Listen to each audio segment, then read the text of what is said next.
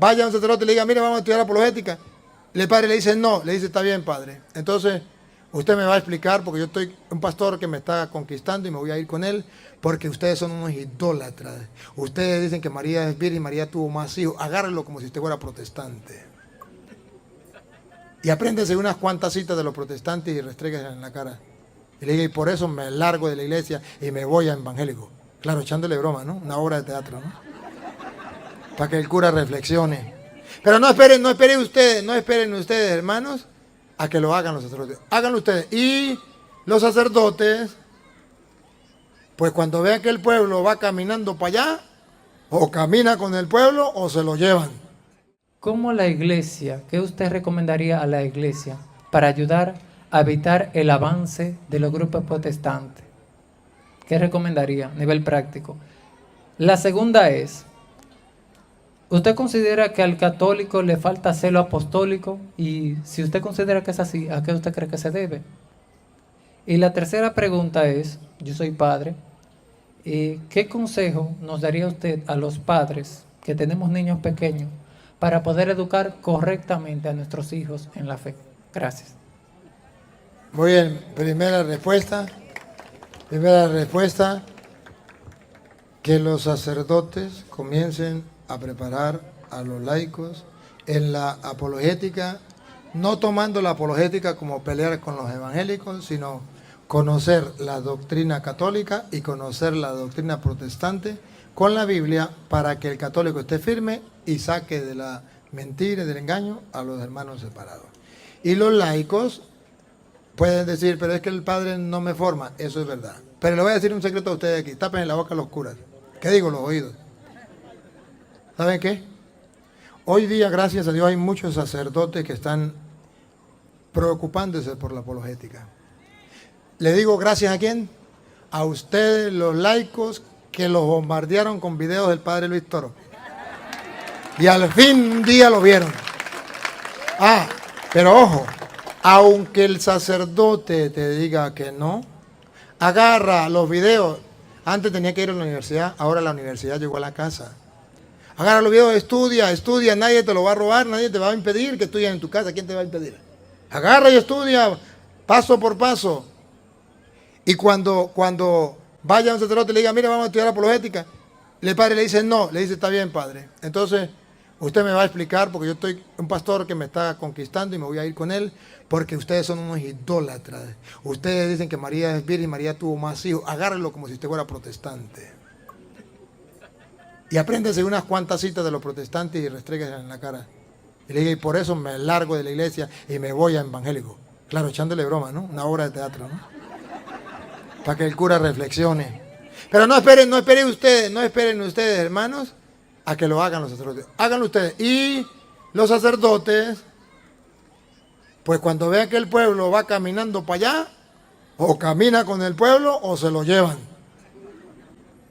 Y la segunda, se me olvidó la segunda. El celo apostólico. Comenzando por los sacerdotes, muy pocos sacerdotes tienen celo apostólico.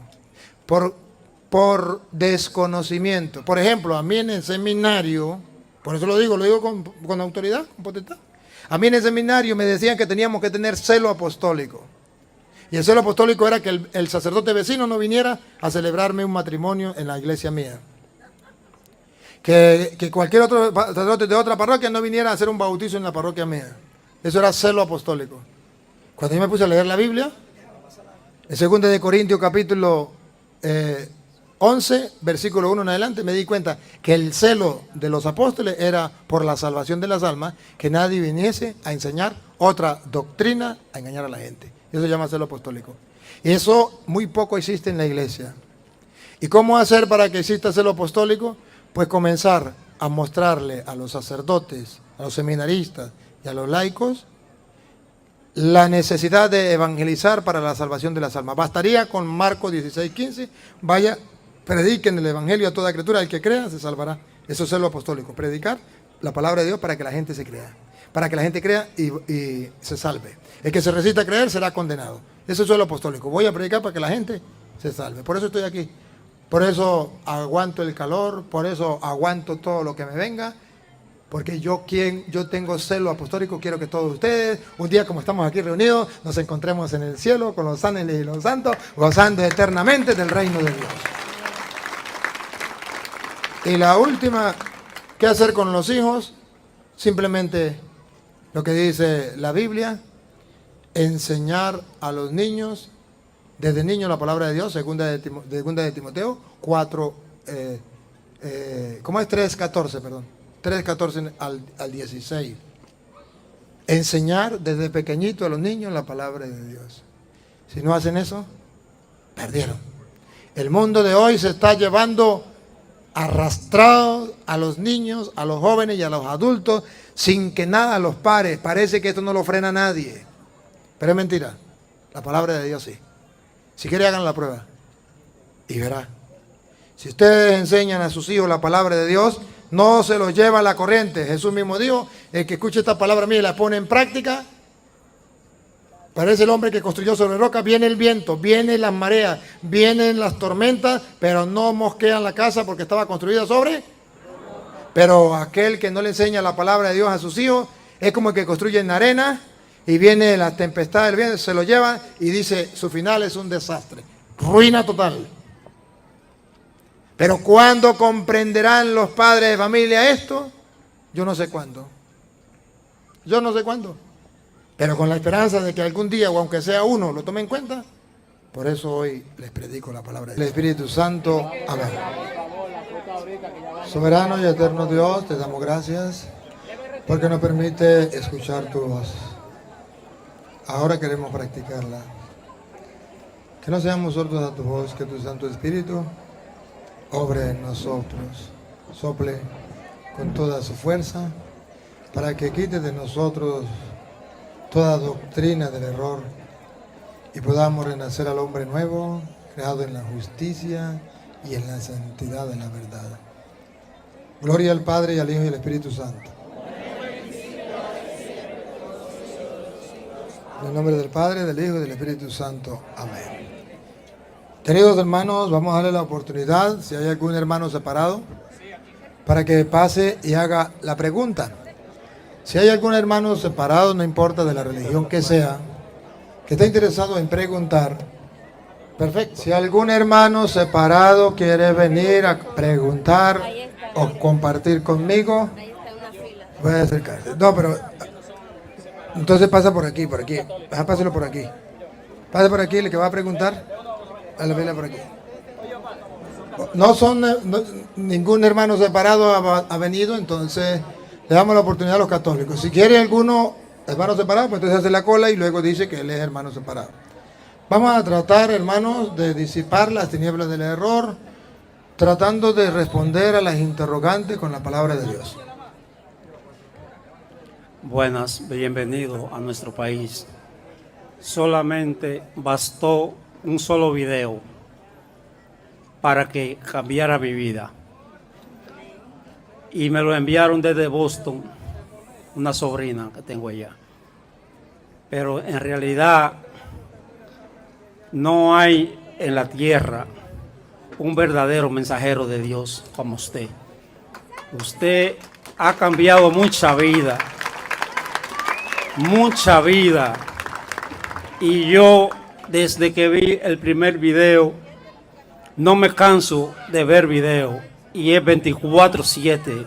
Video de Padre Toro de por la mañana que me levanto hasta que me acuesto. Y la enseñanza que he recibido me llenan. No me canso de escuchar. Y además, como usted dice, lo comparto con los demás. No me lo cojo para mí solo. Muchas gracias. Que Dios le bendiga. Muy bien. Ese ejemplo muy bueno. Debe compartirlo con todos. No importa que no les guste. Otra preguntita, pues. Buenas noches. Mi pregunta es acerca de que si se va a guardar el día sábado en el cielo, porque los hermanos adventistas toman Isaías 66, versículos 22 y 23. Vamos a leerlo. Mientras lo leemos, debes saber que el sábado es un mandato de Dios para el pueblo de Israel. Y el sábado no era simplemente un día como tal, sino era un descanso. Por eso se llamaba Sabbat, no se llamaba sábado de sábado que nosotros tenemos. El sábado que nosotros tenemos no es el sábado de la Biblia. El sábado que nosotros tenemos es el sábado del dios Saturno. Cada día está dedicado a un dios. El lunes a la diosa Luna, el martes al dios Mercurio, jueves al dios Júpiter, viernes a la diosa Venus, sábado al dios Saturno y domingo. No se llamaba domingo, se llamaba día del sol. Era día del dios Sol y era el primer día de la semana. Cuando viene Cristo, todos los días siguieron dedicados a un dios, porque los días de la semana son paganos, no son cristianos. Entonces, viene Cristo y todos los días de la semana siguen paganos. Lunes, día de la diosa Luna. Martes, día del dios Marte. Miércoles, dios Mercurio. Jueves, dios Júpiter. Viernes, a la diosa Venus. Y todavía el sábado que ustedes y yo tenemos, ese que los adventistas gritan que hay que guardar, ese sábado es del día del dios Saturno. El único día que cambió, que no siguió siendo pagano, que se llamaba Día del Sol, es el domingo, que significa Día del Señor, el Dios más grande de todos los dioses y Señor de los señores. Por eso se llama domingo, que traduce Día del Señor, y sábado traduce Día del Dios Saturno. De modo que los protestantes guardan el día del dios Saturno, que se llama sábado. En la Biblia no van a encontrar ustedes lunes, martes, miércoles, jueves, viernes, sábado y domingo. Eso no existe en la Biblia. Días de la semana, así. En la Biblia estaba el primer día, el segundo día, el tercer día, el cuarto día, el quinto día, el sexto día, el séptimo día. Así hablaban los judíos. Los paganos hablaban del día del sol, de la luna, del Marte, de Mercurio, de Júpiter, de Venus y de Saturno. Ahora, es verdad que Dios al pueblo de Israel le dice que tiene que guardar descanso. Guardar descanso. Trabajar 6 días a la semana y guardar un día de descanso. Pero antes, los días de la semana no eran 6, no eran 7. Los días de la semana comenzaron con 3 días. Después de la semana tenían 4 días. Los adventistas no saben eso. 5 días. Y duró mucho tiempo las semanas con 6 días. Por último, la semana pasó a ser con 7 días. Y es cuando la Biblia narra entonces la creación del mundo. Pero antes de narrar eso, porque el primer libro no fue el de Génesis, es el primer libro de la Biblia, pero no el primer libro que se escribió. Entonces, existían semanas de 3 meses, de 3 días, perdón, de 4 días, de 5 días, de 6 días. Allí cuando Dios le habla al pueblo de Israel, dice que tiene que trabajar 6 días y descansar 1. Si usted trabaja martes, miércoles, jueves, viernes, sábado, domingo, puede descansar el lunes. Y si usted descansa el lunes, eso se llama sábado, sabbat, descanso. Usted comienza a trabajar el miércoles, jueves, viernes, sábado, domingo, lunes, martes. Entonces usted descansa el martes. Si usted descansa el martes, eso se llama sábado. El día en que usted descanse, según la Biblia, eso se llama sábado. Por eso existe el año sabático. ¿Usted han escuchado hablar del año sabático? Sí. Un año que usted no trabaje, se llama sábado. Y por eso existía también el año jubilar de los 50 años, donde la gente no trabajaba, dejaba de descansar la tierra, igual que los cada 7 años. Y eso se llamaba año sabático. Los protestantes no lo saben. Sábado de la Biblia se llama descanso. Si usted descansa A ver, ¿nosotros guardamos el sábado de la Biblia, sí o no? Sí. Sí lo guardamos. Nosotros descansamos un día a la semana. El día del Señor no trabajamos. Eso se llama sábado, descanso. La ignorancia de los adventistas es crónica. No saben que sábado en la Biblia significa sabbat, descanso. Pero no es día de la semana. El día de la semana es sábado, día del dios Saturno, que es creado por los paganos, no por los judíos. La señora Zoraida, que la buscan por aquí, que se presente para acá. Una señora de edad, Zoraida, que se venga para acá porque la están buscando. Zoraida, una señora mayor. Aquí está la señora Zoraida, mírela. Aquí está, ya la encontraron. Ya la encontraron. Listo, gracias. Ella no estaba perdida, estaban perdidos los otros. Ella estaba bien sentada ahí. Igualito que los evangélicos. Están extraviados los católicos. ¿Qué? Los católicos están más... Los que están extraviados eran ellos. A ver, ahora cuando la Biblia habla de que Dios guardará el sábado, allá, vamos a ver. ¿Usted lo encontró? Isaías 66, 22 dijo. 66. ¿Qué dijo? 66, 22 escuché yo. ¿Ah? 66, 22. Porque como los cielos nuevos y la nueva tierra que yo hago permanecerán delante de mí, dice Jehová, así permanecerá vuestra descendencia y vuestro nombre. Y de mes en mes y de día de reposo en día de reposo, vendrán todos a adorar delante de mí, dijo Jehová. Y saldrán y verán los cadáveres de los hombres que se rebelaron contra mí, porque su gusano nunca morirá. La traducción esta me gusta, porque esta traducción no dice sábado, dice día de reposo, de descanso. O sea, ¿qué está diciendo Dios? Que uno tiene que trabajar 6 días y descansar, lo que hacemos los católicos. Y si nosotros no descansamos, estamos desobedeciendo a Dios. O sea, que el ser humano no es una máquina para trabajar todos los días de la semana, que tiene que obedecer a Dios, que Dios dice, yo te prometo la salud y te prometo todo, pero tienes que descansar un día. Ahora, cuando dice que nos queda un descanso, un sábado, no es que en el cielo estén los días de la semana, porque allá no hay eternidad, allá no hay día de la semana, allá hay eternidad. Porque según San Pedro, de Pedro 3:8. Mas, oh amados, no ignoréis esto, que para con el Señor un día es como 1000 años, y 1000 años como un día.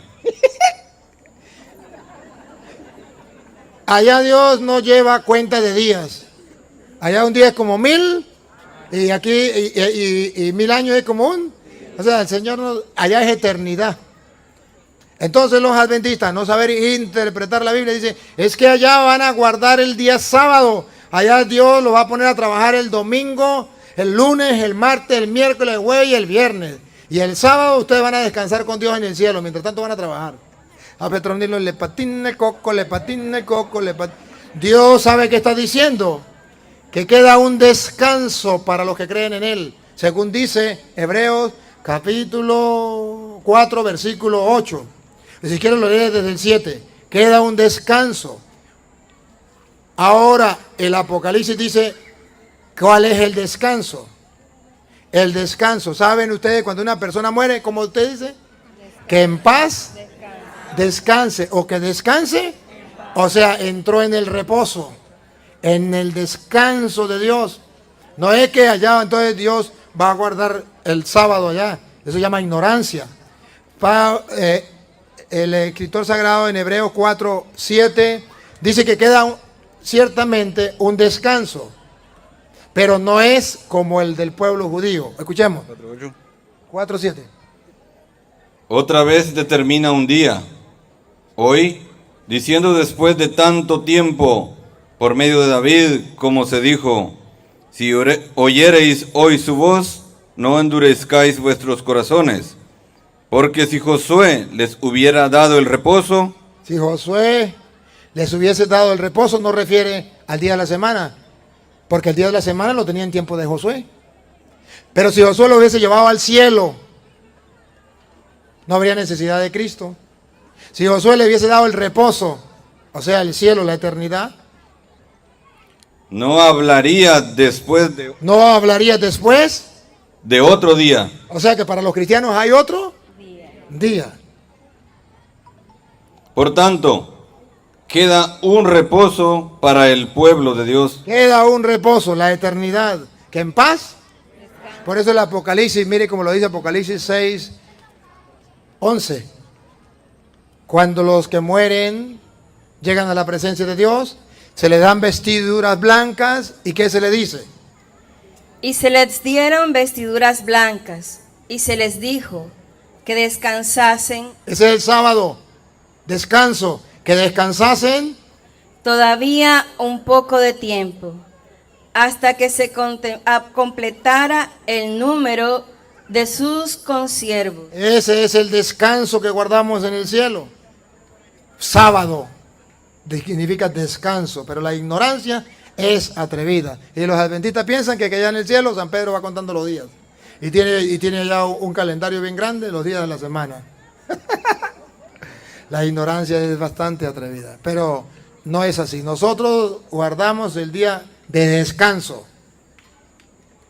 que es el día del Señor. Domingo, porque Él resucitó el día domingo, porque los cristianos se reunían el día domingo. Por ejemplo, dice la Biblia en Juan 20, 19, que los cristianos estaban reunidos el día primero de la semana. El versículo 26, usted lee el 26, usted el 19. El versículo 26, 8 días después, el primer día de la semana, estaban reunidos otra vez. Y Cristo no le llamó la atención y le dijo: "Epa, ¿ustedes por qué se reúnen el domingo? ¿Por qué no se reúnen el sábado?" Vamos a ver. Cuando llegó la noche de aquel mismo día, el primero de la semana, Y el sábado era el séptimo. Y el primero era domingo. El primer día de la semana, escuchen, que los cristianos, los discípulos de Cristo, se reunían el primer día de la semana. estando las puertas cerradas en el lugar donde los discípulos estaban reunidos, ¿Quiénes se reunían el primer día de la semana? los discípulos, Los discípulos. Nosotros somos discípulos de Cristo, nos reunimos el primer día de la semana. Entró Cristo, los felicitó o los regañó o qué les dijo. vino Jesús y puesto en medio en medio les dijo: paz a vosotros. ¿Por qué le dijo paz a vosotros? Porque ellos estaban reunidos el domingo por miedo a los judíos y estaban orando con puertas cerradas. ¿Por qué? Porque los judíos no permitían que se reunieran los domingos, sino el día sábado. Y si ellos se reunían el domingo, tenían que cerrar las puertas para que no los mataran. Porque el que no guardara, no guardara el día de reposo, que fue el sábado, o el que lo cambiara, lo iban a matar. Entonces ellos tenían miedo. 8 días después, 8 días después, domingo, primer día de la semana. estaban otra vez Otra vez, ¿quiénes? ¿Los adventistas, los judíos o los discípulos de Cristo que son los católicos? sus discípulos Sus discípulos. dentro y con ellos Tomás. Llegó Jesús. Ahí llegó Jesús. Jesús con su presencia le aplaude que se pueden reunir los domingos. Y San Pablo, le voy a dar una sola cita. San Pablo dice en primera de Corintios 16, 2, y lo podemos leer desde el 1, que los cristianos se reunían el primer día de la semana. ¿Y cómo lo sabemos? Pongan cuidado. Primera de Corintios 16, 2. Cada primer día de la semana, ¿Un solo día? ¿Un solo domingo? ¿Otra vez? cada primer día de la semana, ¿Un solo domingo? ¿Otra vez? cada primer día de la semana, Todos los domingos. ¿Por qué dice todos los domingos? Porque no dice todos los sábados. Todos los domingos. cada primer día de la semana, cada uno de vosotros ponga aparte algo según haya prosperado, guardándolo para que cuando yo llegue no se recojan entonces ofrendas. ¿Cuándo recogía Pablo las ofrendas de los cristianos? Todos los primeros días de la semana, que sería el día Domingo. Pero como los cristianos se reunían el sábado, el Pablo le patinaba el coco. En vez de recoger la ofrenda el sábado, que estaban reunidos los cristianos, lo recogía el domingo que nadie estaba reunido. A Petronilo le patina el coco, le patina el coco, le patina el coco. Pablo recoge la ofrenda no los sábados, porque el sábado no se reunían los discípulos del Señor. Se reunían los primeros días de la semana. Pablo era inteligente y recogía la ofrenda los domingos. ¿Me capta la idea? Bueno, otra pregunta. El nombre mío es Melinda Enrique. Pertenezco a la presentación del Señor de ahí del barrio. Entonces yo quiero preguntarle a usted, ¿por qué que hay unos sacerdotes en su parroquia no hacen el rosario? Ni rezan la Ave María a Nuestra Madre Santísima, porque esa en todas las parroquias hay que hacerlo. Y el católico que no reza el rosario en su casa no es mariano. ¿Es cuánto? Muy bien, muy bien. Gracias. El sacerdote debe tener devoción a la Madre de Dios. Debe tener, por lógica y razonable, si ama a Jesús, debe amarle la mamá, respetarle la mamá. Y si no ama a Jesús, pues no toma en cuenta a la mamá.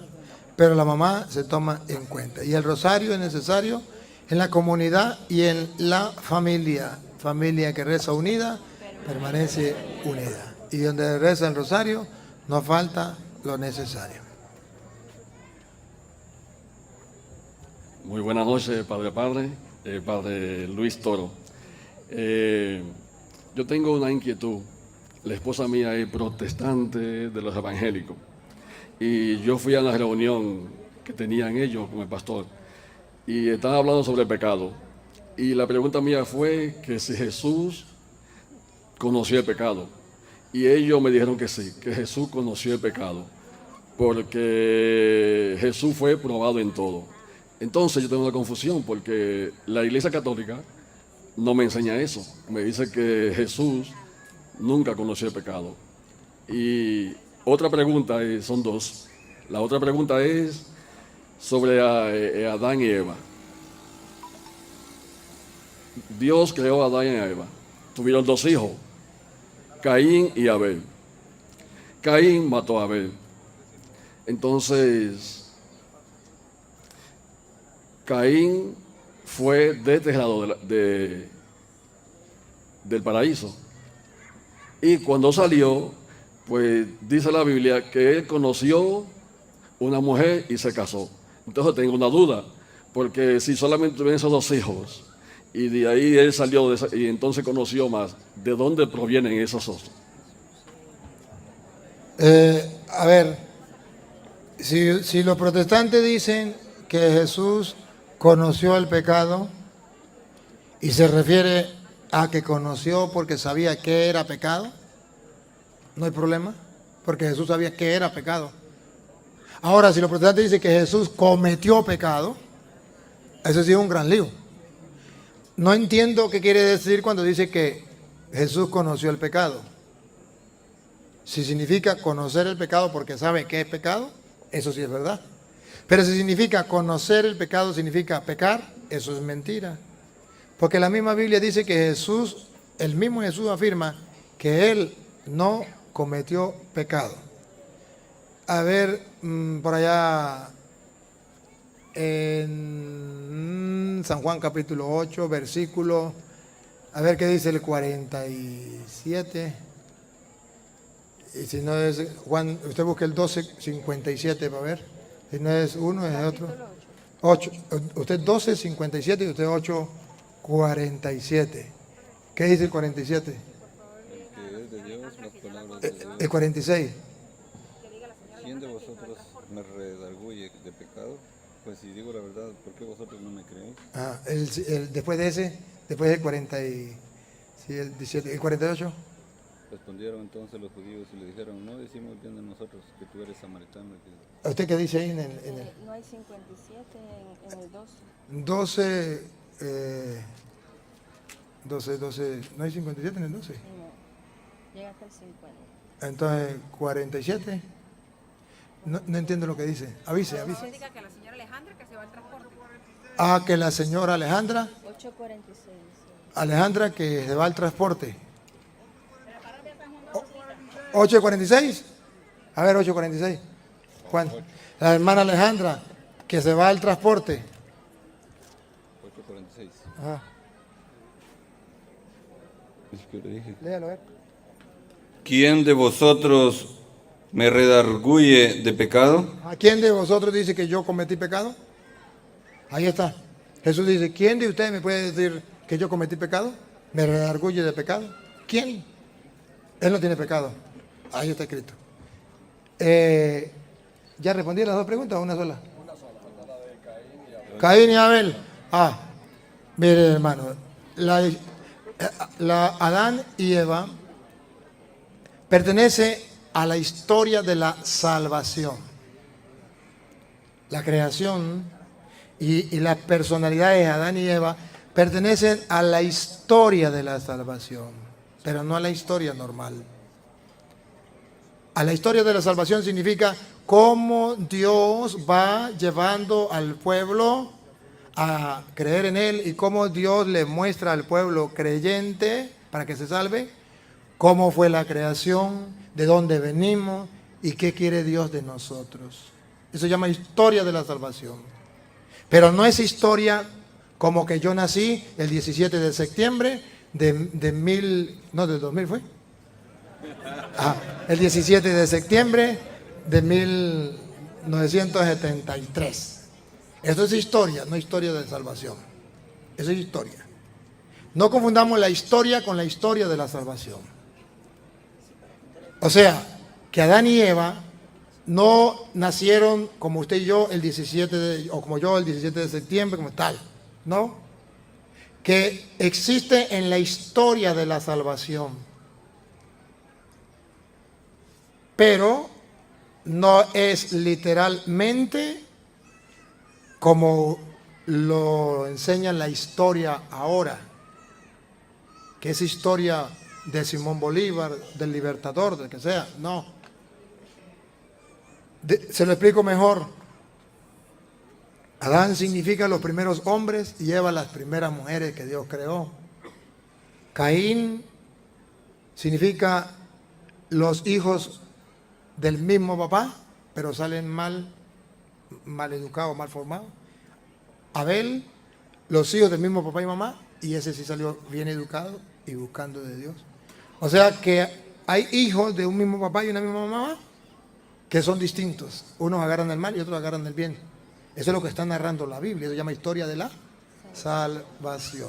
Entonces, cuando se confunde de la historia de la salvación con la historia de la humanidad normal, entonces las cosas se confunden. Entonces, allí simplemente está mostrando que Caín fue y buscó otra mujer para casarse.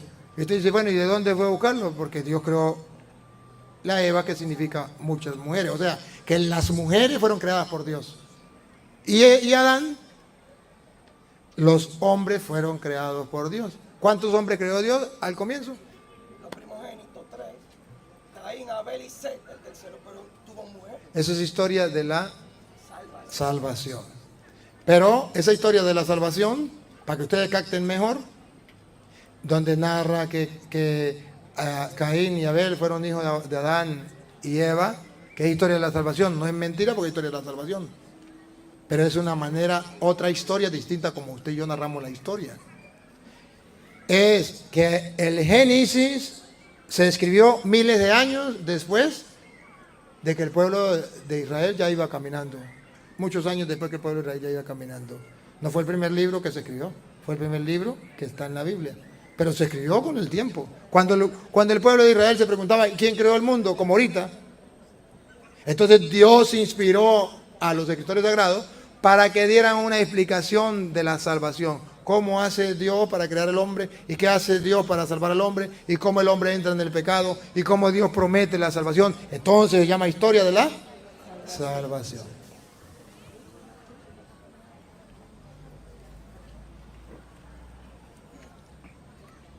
Buenas noches, Padre. No, son dos. Es una pregunta con relación a Mateo 27, versículo 51, que dice que en el momento que Jesús muere, se abrieron los sepulcros y muchas personas que ya habían muerto, como que resucitaron. Y la otra son dos. En la consagración del pan, nosotros, o sea, en la celebración de la Eucaristía, decimos, anunciamos tu muerte y proclamamos tu resurrección. ¿Por qué anunciamos la muerte de Jesús si ya murió? La proclamación de la resurrección sí, porque resucitó. Pero ¿por qué decimos, anunciamos tu muerte si ya Jesús ya no está muerto? Si decimos anunciamos, significa que nosotros le decimos al mundo que Jesús murió por nuestros pecados. Eso se llama anunciar. Él murió por nuestros pecados. Eso lo anunciamos, lo decimos. Que Él murió por nosotros. Eso se llama anunciar. Y luego, lo de Mateo 27, 52. ¿Qué está diciendo la Biblia allí cuando dice que muchos muertos resucitaron cuando Cristo muere? Simplemente lo que está diciendo es que el pueblo, antes de venir Cristo, nadie podía tener vida nueva. Nadie podía entrar al cielo. Por eso cuando Cristo muere, dos cosas suceden. El velo del templo se rasga de dos en dos. Y por eso dice que muchos muertos resucitaron. ¿Qué está diciendo? Que con la muerte de Cristo, los antepasados, los que no conocieron a Cristo, pero que hicieron el bien, podrán tener la opción a resucitar, como nosotros. Cosa que ellos no podían, porque no había llegado el Mesías. Cuando llega el Mesías, para ellos también hay resurrección. Eso es lo que significa. Para ellos también hay resurrección. El velo del templo se rasgó en dos. Significa que para ellos también se abrió el cielo.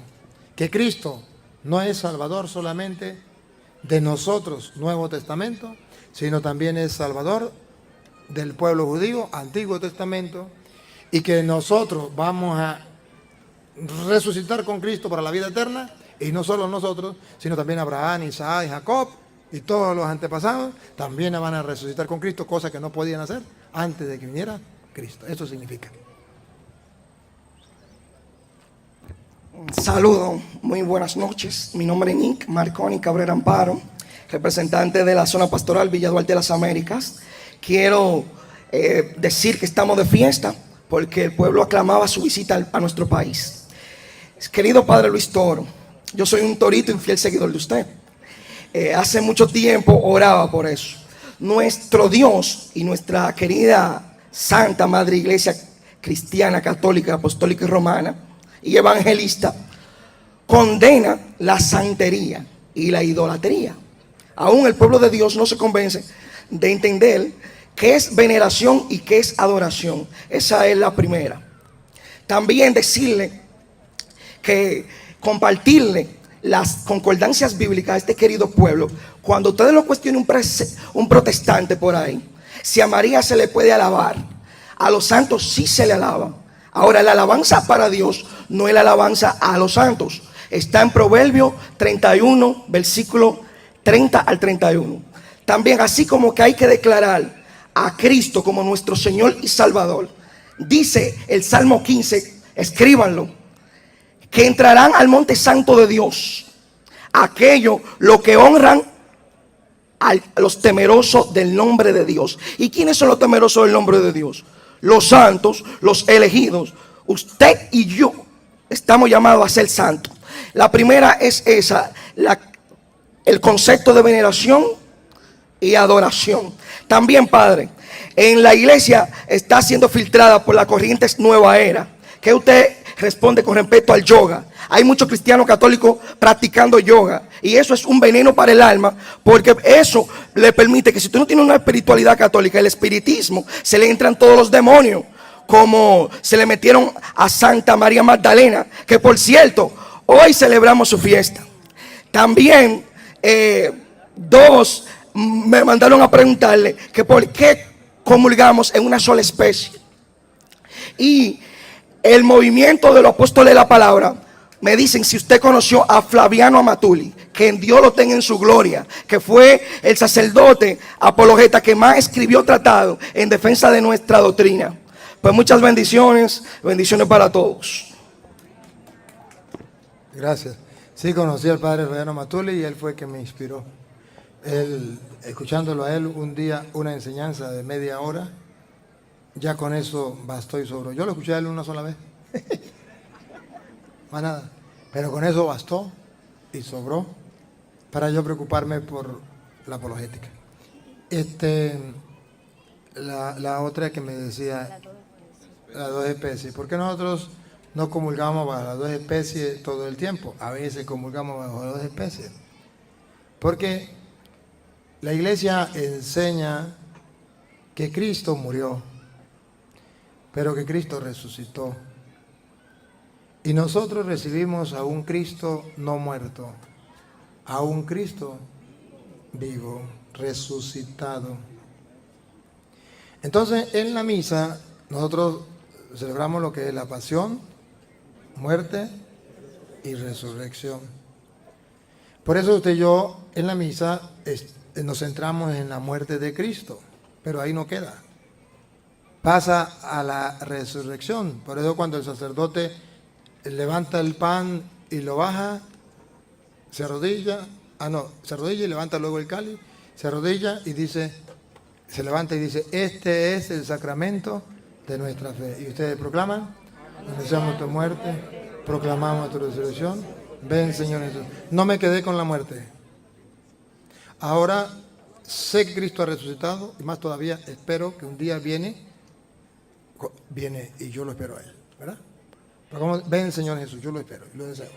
Entonces, cuando usted y yo vamos a comulgar, vamos a recibir a un Cristo vivo, que está vivo en el pan y está vivo en el cáliz. Por tanto, yo puedo comulgar, sea en el pan, la especie de pan, o puedo comulgar solo con la especie de vino. Él está vivo en el pan y Él está vivo en el vino. Usted puede decir, pero es que la sangre, el cáliz es la sangre de Cristo. No. El cáliz es el cuerpo y la sangre de Cristo. Y el pan es el cuerpo y la sangre de Cristo. El pan, no, pero el pan es el cuerpo de Cristo y la sangre es la sangre, el cáliz es la sangre de Cristo. Pues si el cuerpo está en un lado y la sangre está en otro lado, ¿cómo está ese ser? Muerto. Muerto. Usted tiene el cuerpo de su esposa en el cuarto y la sangre de su esposa en la cocina. Y usted se acuesta a dormir. ¿Con qué se acuesta a dormir? Con una muerta. Jesucristo ha resucitado. Y por eso ustedes verán que el sacerdote, y lo enseña la Santa Madre Iglesia Católica, y hay sacerdotes que no lo hacen, es el problema de ellos. Están faltando a la liturgia. El sacerdote hay un momento en que él parte el pan. Véanlo, que él parte el pan. Y parte del pan un pedacito. Y lo echa al cáliz. Y en secreto, que ustedes no escuchen, dice, el cuerpo, ¿se acuerda que estaba muerto, verdad? El cuerpo estaba muerto, el cuerpo estaba en un lugar. Estaba muerto, la sangre estaba en otro lugar. El cuerpo, el pan, y lo suelta. Y la sangre de Cristo, unidos en este cáliz, vean, se unen. Ahí está el misterio. Se unen en este cáliz, sea para nosotros alimento de vida. Entonces vamos a recibir un Cristo vivo donde está unido el cuerpo y la sangre de Cristo. Y usted puede comulgar, sea con el puro pan o sea con el puro cáliz, porque usted cree en el misterio que allí se unió el cuerpo y la sangre de Cristo. ¿Y cómo se explica? Hay un pasaje de la Escritura, por allá creo que es Apocalipsis 5, ¿5 qué? ¿5:8? No, 5:8 no es. Ay, ya me olvidó cuál era. 5:8 sería. 5:5. ¿Qué dice 5:5? Dice, he aquí, y uno de los ancianos me dijo, no llores. Ajá. He aquí Ahí, 5:5, a ver. Y uno de los ancianos me dijo, no llores. He aquí que el león de la tribu de Judá, la raíz de David, ha vencido para abrir el libro y desatar sus 7 sellos. Y miré... Aquí viene, es el 6, ¿verdad? Ajá, el 6. Es el 6. Y miré, Y vi que en medio del trono y de los 4 seres vivientes y en medio de los ancianos estaba en pie un cordero. ¿quién estaba en pie? Un cordero. Ah, estaba en pie un cordero. ¿Estaba vivo o muerto? Vivo. Un cordero como inmolado. Ah, como inmolado. Otra traducción dice, a pesar de haber sido inmolado. Que tenía 7 cuernos. Entonces, ese Cordero de Dios está vivo a pesar de haber sido inmolado. Ese es el que comemos nosotros en el pan y el que comemos en el vino. Usted puede comulgar solo bajo la especie de pan o solo bajo la especie del vino y comulga el cuerpo y la sangre de Cristo. O sea, un cuerpo, un Cristo vivo, no un Cristo muerto.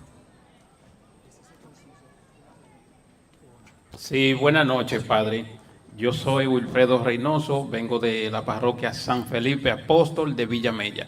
Tengo una inquietud, Padre, y es que muchos hermanos separados me han confirmado, es decir, ellos afirman que la Iglesia Católica perseguía a los cristianos y que así también cometía crímenes de lesa humanidad en contra de los cristianos. A ver, ¿qué usted nos puede decir respecto a eso? No sé en qué edad, en qué época creen ellos. Si es en la época que San Juan escribió el Apocalipsis, es mentira porque ellos no existían. Solo existía la Iglesia Católica y ellos dicen no, porque es que Pablo perseguía a los cristianos. Entonces Pablo era católico y perseguía a los protestantes. Y eso es mentira. Pablo no era católico. Pablo era judío y está escrito en Gálatas 1:10, 1:13. 1:13 creo que es. Gálatas 1:13 dice Pablo. ¿Lo tiene? Sí. Porque ya habéis oído acerca de mi conducta en otro tiempo en el judaísmo, que perseguía sobremanera a la iglesia de Dios. Pablo no era católico, Pablo era judío y perseguía a la iglesia de Dios, a la iglesia católica, que eran los cristianos. Los cristianos no eran los protestantes. Los protestantes comenzaron en el año 1520 con Martín Lutero. Pero Pablo era judío y perseguía a los cristianos. Pero ellos dicen, es que los católicos perseguían a los cristianos. Y Pablo era católico y se convirtió porque perseguía a los cristianos. Esa es una gran mentira. Otra preguntita. Padre, quiero preguntarle que por qué los evangélicos dicen que la Iglesia Católica fueron quienes crucificaron a Jesús. Por ignorancia, hijo. Por ignorancia. Porque resulta que ellos no saben distinguir entre los sacerdotes judíos y los sacerdotes católicos. Entonces, como la Biblia dice que los sumos sacerdotes fueron los que mataron a Cristo, ellos dicen, pues los católicos. Eso se llama, escuchan cantar el gallo y no saben dónde. Es como la bruja que llegó y le dice la persona que fue allá, le dice, mire, me robaron el gato. Y dijo la bruja, venga entre 3 días porque ahorita los espíritus están de fiesta, de parranda.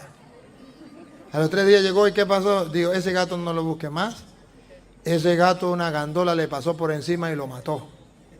Un tráiler. Y dijo la señora, ¿cómo así? Si a mí me robaron fue el gato del carro.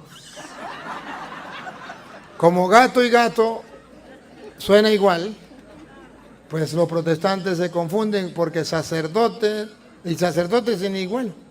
Pero ellos no comprenden que los sacerdotes judíos fueron los que mataron a Cristo, los que mataron a San Esteban, los que pertenecía a Pablo.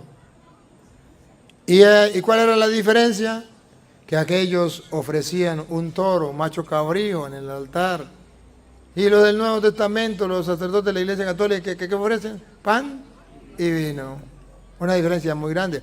Si ustedes quieren ver la diferencia de eso, está en Hebreo, lo leen en la casa. Hebreos capítulo 10, del versículo 1 en adelante. Ahí está la diferencia entre el sacerdocio judío y el sacerdocio de Cristo en el Nuevo Testamento. Y ellos no saben lo que es sacerdote judío y sacerdote católico. Entonces calumnian, mienten para engañar a los tontos. Padre, quiero saber, ¿dónde está la Virgen María? Ya que los protestantes dicen que ella está muerta. La Virgen María y todos los santos están con Dios en el cielo. Dice Hebreos capítulo 12, versículo 22. En el cielo están los espíritus hechos justos, gozando con los sanos y los santos en el cielo. Hebreos 12, 22. Sino que os habéis acercado al monte de Sión, a la ciudad del Dios vivo, Jerusalén la celestial. Jerusalén del cielo, la Jerusalén celestial. A la compañía de muchos millares de ángeles. ¿Quiénes están en el cielo? Los ángeles. ¿Qué más? A la congregación de los primogénitos que están inscritos en los cielos. Los judíos, Abraham, Isaac, Jacob, todos los antepasados que estaban inscritos en el reino de los cielos. ¿Quién más está en el cielo? A Dios. Allá está Dios. ¿Y con quién más está Dios? A los espíritus de los... No. A Dios. A Dios el juez de todos. A los espíritus de los justos hechos perfectos. Ahí en el cielo está Dios con los espíritus de los justos hechos perfectos. Eso se llaman los santos. O sea que María también está en el cielo según la Biblia. Según los protestantes, muerto el perro se acabó la sarna. Uno cuando se muere, se acabó. Ya no hay más salida. No vive espiritualmente. Y eso no es verdad.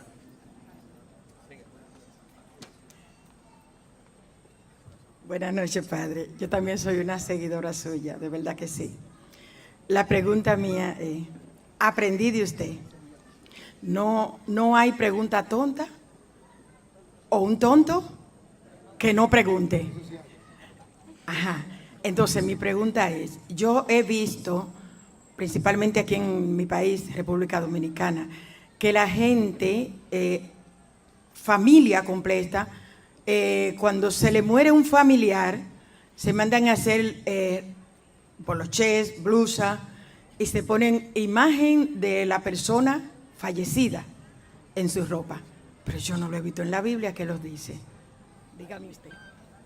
Hay cosas que no hay en la Biblia. Por ejemplo, en la Biblia tampoco se ve un avión. Y existen los aviones. Hay cosas que no están en la Biblia y que se pueden hacer. Eso no es pecado. La Biblia no dice que eso sea malo. Y usted puede, para recordar a su familiar, ponerse una camisa con su familiar. Eso no es problema. Eso es muestra de tener el recuerdo de un ser querido. Eso no hay problema. Lo que no está prohibido está permitido. Buenas noches, Padre. Es motivo de alegría estar por aquí, conocerle en persona. Soy un seguidor suyo de hace 5 años aproximadamente y me ha servido de mucho haberlo seguido. Mi pregunta es, Padre, o sea, hace unos años que yo hablaba con un hermano separado y me decía, yo le preguntaba, le pregunté que por qué le sacaron 7 libros a la Biblia, si son 73 y la Biblia de ellos solo tiene 66. Y él me dijo que porque hay libros que no están inspirados por Dios. Y me citó, por ejemplo, el libro de Tobías, donde el ángel Rafael, se define como un miembro de una tribu conocida del papá de Tobí. Entonces, por eso él me decía que Dios no miente y que el ángel mentió y que ese libro no era inspirado por Dios. Eso es ignorancia, porque la Biblia presenta qué es un ángel. Un ángel no es solamente un ser espiritual que viene y se hace presente, ¿no? Cuando usted se quedó varado en la carretera y pasa otro carro y usted tiene hambre y tiene sed y usted no encuentra quien le tiende la mano, pasaron muchos carros y usted sufriendo porque tiene un apuro en su casa y viene alguien y para y le echa la mano, ¿qué es eso para usted? Un ángel de Dios. Los protestantes piensan que ángeles simplemente son seres espirituales, invisibles, que están en el cielo y ya no más. Ángel, según la Biblia, también es una persona enviada por Dios a hacer un favor a otra persona. Eso es un ángel. Y eso es lo que está diciendo Tobías, que ellos no lo creen, el problema de ellos. Pero si Tobías no fuera inspirado por Dios, entonces Jesucristo, entonces los apóstoles no hubiesen utilizado esos libros. Jesucristo y los apóstoles utilizaron el canon de Alejandría.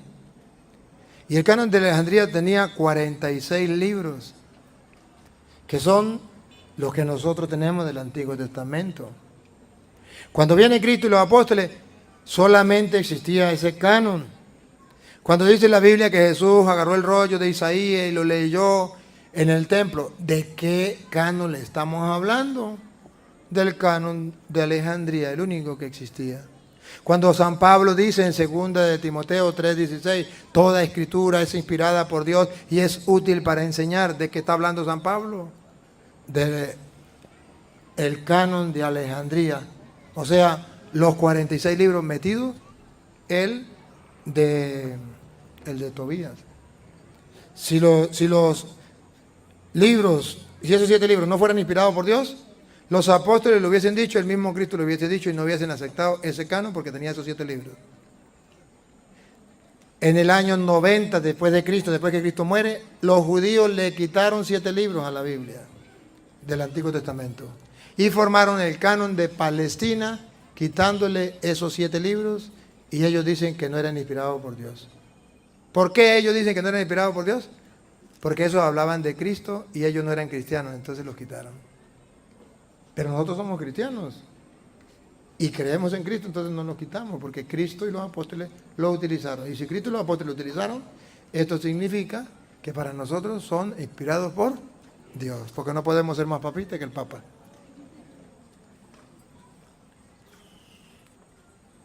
Muy buenas noches a todos. Gracias por permitirme esta pregunta. Hace 37 años yo peleé a mi papá. Tengo alrededor de 3, 4 años, no puedo precisar, escuchándolo. Y ahora me doy cuenta que Papá Dios me dio un padre espiritual. Aunque usted tiene 20 años menos que yo. En mi país, su país, se acostumbra a pedirle la bendición. La bendición, papá. Que Dios de los cielos te bendiga y te conceda lo que su buen corazón desea. Mi pregunta es sencillísima. 2 cristianos católicos se casan. El día de su boda comulgan teniendo pecado, habiendo mentido, teniendo pecado. ¿Se requiere una confesión especial o cualquier sacerdote puede hacerlo? Cualquier sacerdote puede hacerlo. Nosotros, la Santa Madre de la Iglesia dice, nosotros deberíamos confesarnos cada mes o máximo por mucho cada 3 meses. Más de ahí no podemos pasar para comulgar. Cada mes, si no hemos cometido un pecado muy grave, cada mes. Si hemos cometido un pecado muy grave, yo me confesé ayer, pero hoy cometí un pecado, pues tengo que confesarlo, si es un pecado grave. Listo. Y dice que si yo voy a la misa y no tuve la oportunidad de confesarme, pero quiero comulgar, yo puedo hacer un acto de contrición, pedirle perdón a Dios, y en el acto de contrición pedirle perdón a Dios y decirle: Señor, yo me voy a confesar lo más antes posible. Y usted puede comulgar y confesarse cuando tenga la opción de confesarse con el sacerdote. Busca la manera de confesarse con el sacerdote y eso es posible. ¿Por qué? Porque el Señor sabe su arrepentimiento y el Señor ha venido precisamente para limpiarnos del pecado. ¿A quién? Al que está arrepentido. Y usted va a recibir el perdón. Lo que no puede recibir la comunión es cuando usted no cree que Cristo está en la hostia. Ahí sí no puede comulgar aunque se haya confesado hoy. Porque se tragaría la propia condenación, dice San Pablo, por no creer y por no reconocer que ahí está Cristo. Gracias, Padre. Gracias. Buenas noches, Padre Luis Toro. Desde hace mucho tiempo que yo lo conozco por televisión y soy un creyente de su palabra. Que el Señor le bendiga. Mi pregunta es, con relación a la adoración de los santos, como dicen, la idolatría y la santidad. Los hermanos separados nos critican a los católicos con la adoración de los santos. Sobre todo en San Juan de la Maguana, donde la comunidad de Herbatey, hay una devoción donde celebran el Espíritu Santo. Entonces ellos tienen según cuando Cristo bautizó a San Juan, lo que se presentó cuando fue bautizado Cristo, la paloma del Espíritu Santo en el cuerpo de Jesús, en el hombro de Jesús. Entonces esa persona en esa comunidad tienen una imagen de persona que no es una paloma. Luego tienen también de cosas de paloma una tabla vestida de estela. Los hermanos separados nos critican mucho eso. Entonces yo deseo, nosotros deseamos saber si está correcto esa adoración o no está correcto, puesto que el Espíritu Santo es en forma de paloma y no en forma de cuerpo de personas. La Biblia, usted bien lo dice, representa el Espíritu Santo. Tiene una foto, se llama fotografía o imagen hablada. Viene el Espíritu Santo en forma de paloma, ¿no? Yo hasta ahorita que escucho que en forma de hombre, hasta ahorita lo escucho. Pero no habría ningún problema si usted estaba mostrando como otra persona, ¿no?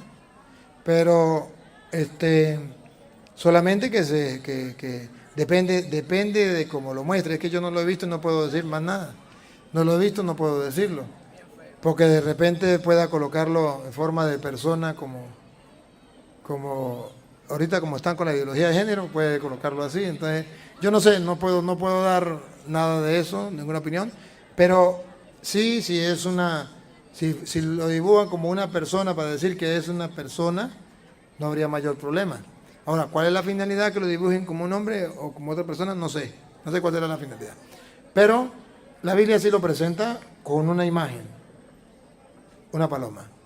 Y es una imagen visible, pero retrato, hablado. De modo que nosotros podemos tener las imágenes, claro que sí. Y luego, nosotros no adoramos las imágenes, nosotros las veneramos. Hay personas que, por ejemplo, como el hermano que estaba hablando, dice adorar, pero es que la palabra adorar no es adorar. Hay hombres que le dicen a la mujer: mi amor, yo te adoro, yo te amo, yo te adoro, tú eres la vaca, yo soy el toro. Pero por eso no lo está adorando. Le dice a la mujer que la adora, ¿está cometiendo pecado de idolatría? No. Porque la palabra adorar no es adorar. Cuando yo me convenzo que la mujer es Dios, la estoy adorando, aunque no le diga que la adoro. Si yo digo que yo adoro una imagen, pero yo no creo que es Dios, yo no la estoy adorando. Si yo no digo que adoro las imágenes, yo digo yo a las imágenes no las adoro, pero creo que esa imagen es Dios, la estoy adorando. ¿Me captan la idea? Adorar es que usted crea convencido que algo o alguien es Dios. La última, vamos a la última ya. Buenas noches, Padre Luis. Soy una seguidora de su palabra y tengo unos hijos también que le gustan mucho sus prédicas. Y la pregunta que yo le quiero hacer es el por qué le encendemos luz a la Virgen. Porque la luz tiene dos significados, otros más, pero en la iglesia tenemos dos significados. Uno, donde hay luz, hay vida. Jesús dijo que Él era la luz del mundo. Es vida, símbolo de vida. ¿Por qué le ponemos luz? Porque decimos que la Virgen no está muerta, está viva. ¿Y por qué una vela? Porque así como la Virgen se desgastó y ese velón representa cómo la Virgen se desgastó para hacer luz y para dar a luz a Cristo. También nosotros queremos desgastarnos para dar al mundo la luz de Cristo. Para eso tenemos luz. Y aquí un hermano me hizo muchas preguntas, pero como yo no me recuerdo todas las preguntas, se me olvidaron algunas, pero aquí me está acordando del yoga. ¿Por qué es pecado el yoga? Es un pecado el yoga. ¿Por qué está mal el yoga? ¿Por qué? La misma palabra lo dice, porque el yoga se centra en el yo. En el yo. El yoga va en busca del yo, no en busca del tú. O sea, va en busca de yo y no de Dios. El yoga es yo concentrarme hasta encontrarme con yo que soy Dios. Eso es malo. Yo me concentro en la oración, pero no me concentro en creer que yo soy Dios. Me concentro en saber que hay un Dios que yo no lo puedo ver, que puede todas las cosas, que lo sabe todo, que no soy yo. Eso se llama oración.